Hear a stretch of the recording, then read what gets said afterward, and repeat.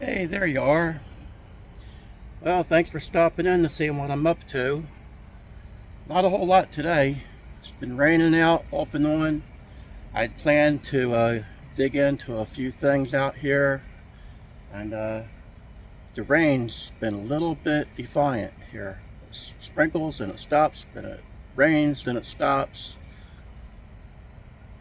A lot of difference if you're just getting a tiny bit wet, but when it's regular rain drops, that's not ever a good thing. Unless you like being wet, which I don't. So anyway, we're going to talk about this here. Stock 4-hole factory intake. These intakes are very good for a factory type car or truck that you need a little bit of bottom end and to get like a low compression engine going, and that's what these were on. A lot of these were on old small blocks Fords, and that was a pretty popular thing. And this was also used on some of the sort of performance cars, like the Mustangs and things like that. So they're pretty good for a everyday driver, but for full-blown racing they need some help. But so what could you do to one of these intakes if you don't want to port it and don't want to do anything extreme?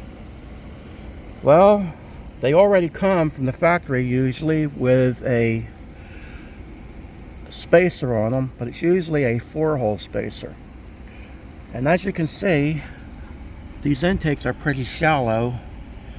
There's your floor right there. And they're usually good to about 5,500 RPM, 5,000 in there. That all depends on what engine you pulled this off of, because your cam shaft's going to limit that. And like an 8-to-1 motor has a very small camshaft. It's not the same as a hydraulic roller high output engine. So that would vary. So I figure I'd throw you that little bit of information. Because if you have a 8-to-1 motor, you don't want to do a whole lot to put a lot more air going to the engine unless you're changing heads and getting compression up and all that stuff. So you'll actually take the bottom end out of the engine if you were to put like a single plane on an 8-to-1 engine. And you would really notice that with a stock converter and no gear in the car. It would probably be really noticeable that you made a mistake in that department. Now, sometimes you can pick up a little performance by doing that. I've done it, but you have to do other things to compensate. And it takes a lot of playing around with timing, carburetor, jetting. So I'm not saying it can't be done. I'm just saying on an average guy wanting a little bit more performance out of one of these intakes, you don't want to port it, don't want to take it off the vehicle, and maybe just wants a little bit more RPM band. If you were to put a 1-inch open spacer on this intake, it's going to raise the RPM band about 500 RPM. And what that would also do, it would give you more volume with an open spacer. I don't have a spacer here. I'd show you. It's kind of a hard demonstration without seeing the spacer on there, and so I'll try to give you a visual. That would be sticking up about that much off your plenum here. And when you raise the plenum, you're raising the RPM band. I see a lot of guys talk about different things on intakes where they cut the plenum down on dual planes and stuff, and they say it's the same thing as putting a spacer on, and you might get almost the same results, but it's not the same thing. We'll save that for another video. But a 4-hole factory intake like this An open spacer in most cases will help that vehicle out. Now, like I said, a spacer is one of them deals where you can take it off and put it on. So all you're out is the price of the spacer and a little bit of time and maybe some vacuum lines. And of course, you got to keep your throttle linkage in mind. Whenever you do an intake swap or anything to do with raising the carburetor, you always want to remember that you're limited. Some intakes are very easy with your accessories. They usually have different adjustments and stuff, and you can get away with it. But a lot of times, if you raise the carburetor up and you have like an old school linkage, that's the steel linkage, you might have a little bit of a problem there. So I try to throw all this extra information in for you guys to give you something to think about. The reason I talk about this stuff is because I've made these mistakes in the past.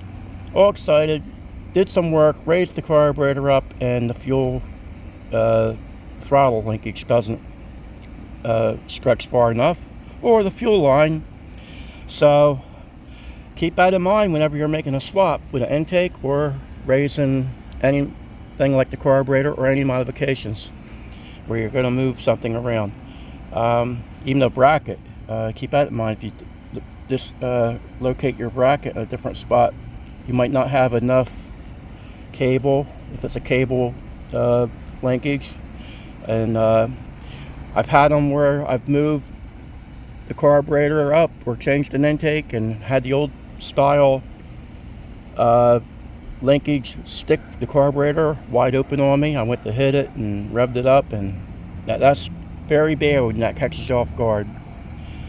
And it's kind of scary when you start the vehicle up and it's wide open to the floor, or even if it's only revving up 2,500 or 3,000 and you're trying to kick it down, then you got to get back in, shut the vehicle down with the engine up in RPM like that. That's not good for it. So I might as well throw my real life experiences in there when I tell you guys stuff. A lot of you guys will already know where I'm coming from with this kind of information. You've had it happen. Guys have been around like me, mess with this stuff for years. That's stuff that happens to almost everybody, no matter how thorough you are. It don't mean you don't have to be where you don't know exactly what you're doing. These things happen. You can have a bad cable that will stick on you. It's never had a problem. Now, once you move the throttle cable and it's frayed and you don't know it, and I unfortunately had a family member that was not good for them. And these are problems I want to put out there that might not seem that serious, but it can cost you a bad time. So anyway, with that, I wanted to just say I hope this is helpful to somebody, and we're going to be doing some heavy porting on this style of intake. I'm going to show you where the mistakes are when it comes to wanting a full-blown racing intake, and it's even a mistake what Ford did, in my opinion, the way the crossover section is in the runners, how it's robbing one of the cylinders from air and fuel. Now, here's the thing. These intakes have been around for 50 years or whatever. They make them in cast iron, and it seems like the cast iron actually has a little bit better crossover. To me, it looks like it. I've never cut one of them or looked inside, but just laying them side by side, it looks like it has a little bit better crossover section. But that could be because it's cast iron. Maybe it just looks out like that. But we're going to correct a few of these problems. But whenever you have a cylinder that's going lean or whatever, that's not good. But like I started to say, let me back up here. The cars and the trucks that's had these intakes on them years ago have run fine. You might think, I've had that thing on my car, never had a problem, and you're right. And you might not have thought you had a problem, but maybe that's why one cylinder maybe had a plug that was leaner than the other spark plugs, and you could never figure that out. And maybe you never had a problem at all. Depending on the tuning, what carburetor size, how rich the vehicle is running with jetting and all that, that would make this stuff more noticeable. If you just have a factory stock setup, you might not ever had a problem at all. Because chances are, if you left it factory specs, it'd probably be on the lean side in most cases. So you might have an engine that ran perfectly fine, passed emissions with no problems, and it could have been just fine and dandy. In the world of just hitting the throttle and real responsive. So this is always on performance edge of stuff when I speak, and I try to cover all bases, and sometimes I get caught up in the racing world here, and I don't think about the average car just going down the road that's done it for 40 years with the stock intake. It's run fine, and nobody's ever gave it a second thought. So try to cover a few things here, fellas, when I do my videos lately. I'm trying to think ahead, and sometimes you'll notice that I'll have smoke pouring out my ears, where I overthink sometimes. But anyway, I'm going to thank you guys for stopping in, seeing what I'm up to, supporting the channel like you've been doing. I really appreciate it, and I think you guys are really awesome. Ones that's been leaving comments and sharing my videos. I can tell by the numbers you guys are kind of watching what I'm doing and sharing my stuff. I appreciate that. I want to let you know that. And before I get off here, I also want to say there's some very good channels out there, automotive wise. So if you watch any of these guys, what they do, support their channel, give them a thumbs up, and more important, subscribe to their channel. If you like what they're doing, subscribe to their channel, because there's no reason for anybody to get on YouTube if there's no support from anybody. And that's how I look at it. These guys need a reason to get out there and at least see people is supporting their channel, because it's a shame when they have like 2,000 views and hardly any subscribers. I see that a lot.